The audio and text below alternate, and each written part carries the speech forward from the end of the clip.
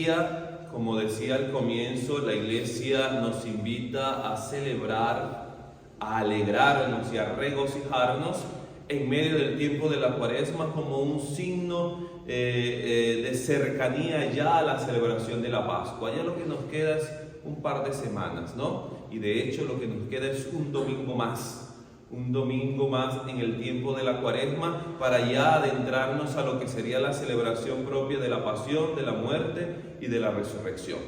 Y el texto de hoy, a diferencia de los otros domingos, nos da una esperanza, y la esperanza es que el mismo Dios, con ese gran amor, ha enviado a su Hijo al mundo, no para condenar al mundo, sino para que el mundo se salve por él. Es decir, que el acontecimiento de la pasión, de la muerte y de la resurrección tiene sentido porque Él se ha entregado, y se ha entregado con un fin, y el fin es la salvación.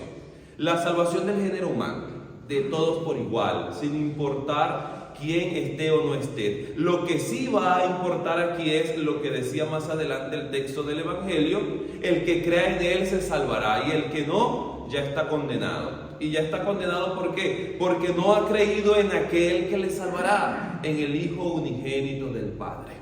Entonces, aquí empieza a adentrarse dos palabras importantísimas durante toda la vida del cristiano. La primera es el amor. Con tanto amor Dios amó al mundo, que entrega a su Hijo, que envía a su Hijo, que lo da como sacrificio.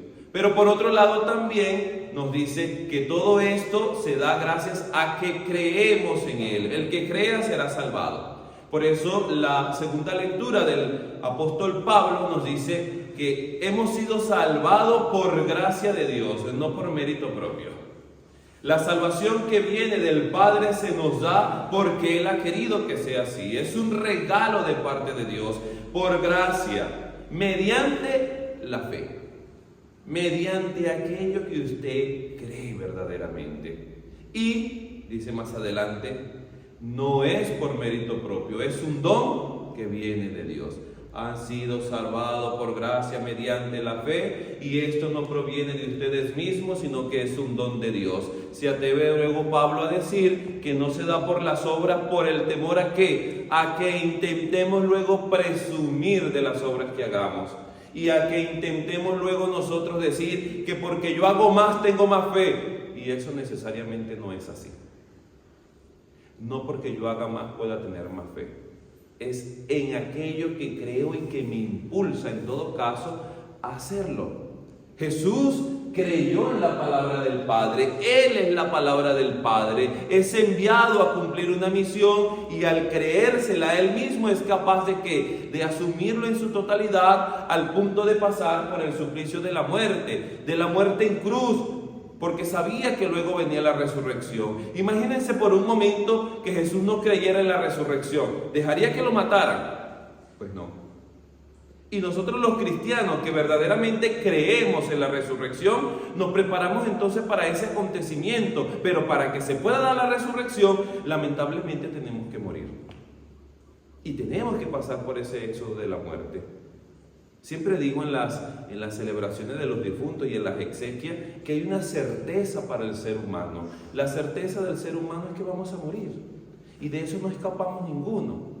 Nacemos un día, conocemos el día en que nacemos, pero no conocemos el día en que partiremos a la casa del Padre. Pero sigue siendo una certeza, más lejos o más cerca del día de hoy, no lo sabemos, pero es una certeza. Ahora, como cristianos, aguardamos una esperanza. Y la esperanza del cristiano se da precisamente en este texto en el cual el Señor nos recuerda que ha enviado a su Hijo para salvar al mundo. La certeza del cristiano entonces es la resurrección. Y por eso hoy estamos alegres, porque sé que todo esto tiene un sentido. Y por eso la iglesia hoy celebra, se regocija, como decía la antífona, porque esto que estamos viviendo tiene un sentido, y el sentido es la preparación propia para que podamos vivir nosotros la fiesta de la Pascua de resurrección. Y luego de nuestra muerte viviremos ese acontecimiento de salvación en el cual participaremos de la vida eterna. A veces es un poquito cuestionante cuando decimos fulanito o fulanita ha muerto, pero es que resulta que ellos, a los que decimos han muerto, están más vivos que cualquiera de nosotros. ¿Y por qué están más vivos? Porque ellos ahora participan de la vida eterna, nosotros aún de una vida temporal, nosotros aún todavía ajustados al reloj, a cuándo nos tocará, a cuándo se nos acabará, cuándo será ese momento en el que dejaremos este mundo. Pero ellos no, en un lugar donde ya no existe nada de esto, sino simplemente la eternidad en la presencia de aquel que le ha llamado a participar de esa eternidad. Esta es la centralidad del Evangelio de Juan. Este texto en particular, ese tanto amó Dios al mundo que lo entrega y lo da para que el mundo se salve y se olvida de la condenación de nuestra falta y de nuestros errores, sino que nos da la oportunidad de que todos seamos salvos, pero eso va a depender de cada uno de nosotros. Por eso el texto comienza diciendo que le dijo a Nicodemo, así como la serpiente fue elevada, Moisés eleva la serpiente en el desierto, en ese acontecimiento que nos narra el libro de los Números, en que el pueblo de Israel caminando por el desierto los azotó, la serpiente lo picaban y morían. Y pidiendo a Dios, Dios le dice, construye una serpiente, elévala, y todo aquel que mire la serpiente quedará sanado. ¿Sanado de qué? De la picadura de la serpiente, del veneno de la serpiente.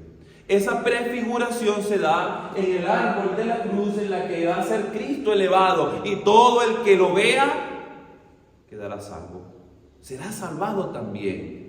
Ojo, pero aquí hay algo particular y lo escuché en una reflexión ayer, creo que fue, un sacerdote decía, elevan la serpiente y todos los que habían sido picados por serpiente, mordidos por una serpiente, quedan curados del veneno de la serpiente, pero no del dolor que supone la mordedura de una serpiente. ¿Qué significa esto? La cruz y la muerte de Cristo nos da la salvación, pero no nos limita del peso de la cruz que cada uno de nosotros vive en este mundo, del sufrimiento y del dolor, de las dificultades y de los problemas. Tú serás salvo, sí, pero eso no te hace exento de pasar por dificultades.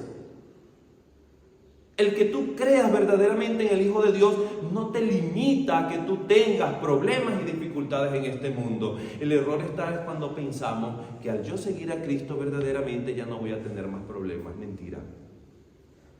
Peor aún, parece que el demonio como que nos atacara mucho más. ¿Y por qué nos ataca más? Porque sabe que está perdiendo a uno de los suyos, que se le está yendo del redil, que está volviendo a la casa del Padre, y eso no lo querrá él. Y por eso las dificultades serán mucho más grandes. Otro símbolo de ello es lo que termina diciendo el Evangelio. Porque, ¿cómo será el juicio? Que vino la luz al mundo y los hombres prefirieron las tinieblas. ¿Qué significa esto? Me escondo en la tiniebla porque no quiero que mis obras se vean, porque no quiero que mis errores se vean, porque no quiero que mis dificultades y mis problemas, aquellas cosas que he hecho, mi pecado se vea. Por eso me escondo en la oscuridad. Este texto en particular dice que Nicodemo fue de noche a ver a Jesús, en medio de la oscuridad. ¿Y por qué en medio de la oscuridad? Porque él, siendo judío, temía a que sus otros hermanos, a que los otros judíos lo vieran acercándose a Jesús. Pero había algo en Jesús que lo atraía. Había algo que él quería descubrir en este hombre. ¿Qué pasa con este hombre? ¿Por qué obra de esta manera? Porque cuando dice las cosas las dice con una certeza y se las cree verdaderamente, que convence al otro. Yo quiero descubrir qué hay allí. Y va en medio de la oscuridad. Quiere esconder aquello que está haciendo. Por eso dice el texto que quien obra mal buscará la oscuridad, pero quien obra según la verdad, según el bien, buscará la luz para que su obra se vea y se dé testimonio que éste está actuando, dice el texto, según Dios. Y aquí hace dos similitudes, verdad y Dios. Y ya nos acordamos de este texto que dice, yo soy el camino, yo soy la verdad, yo soy la vida. Es Él verdaderamente, ese que es elevado en el madero, ese que nos salva, ese que nos purifica, ese que nos quita toda dificultad y todo problema, pero no nos hace exento de que se nos presenten en el día a día, en el camino que vamos haciendo. Y tú y yo tenemos que prepararnos para ese acontecimiento. ¿Cuál? Cuando venga la dificultad y el problema, que no te haga vacilar en tu fe, que no dudes de eso, sino que te sientas más seguro aún de que ese Dios que te ha llamado a su servicio también te pondrá en el camino adecuado para que tú puedas salir adelante.